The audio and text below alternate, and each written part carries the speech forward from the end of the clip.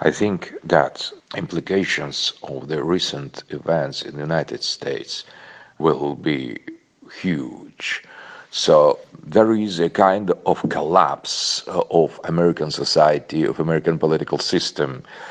We see now that civil war in the USA didn't finish during all the centuries, because now between Democrats and Republicans there is the real war, real fight, and it is obvious that Democrats, in order to overcome Trump, have used the strategy of colored revolutions that they used in Arab Spring, in Eastern Europe, in other countries, in Georgia and Ukraine as well.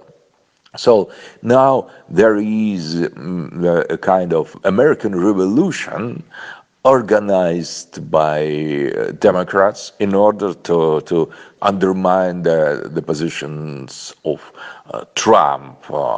And that shows that with Trump there was the real split between inside of the consensus of the American elites.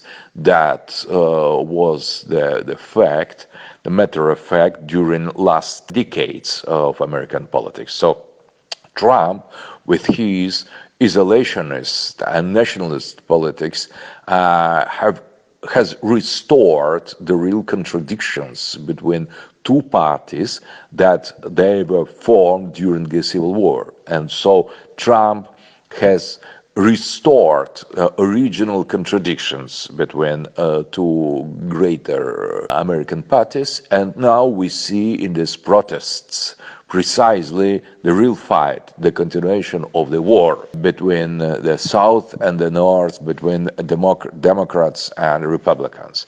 At the same time, we see how deep the chaotization, chaos in American society is. So nothing is cured. No real justice is established between the poor and rich, between black and white, between the underclass and the high classes of American society. So we see the real collapse of American dream. So America now, it is a kind of trash. It is not the example for the world to follow. It is the country torn apart by contradictions, arriving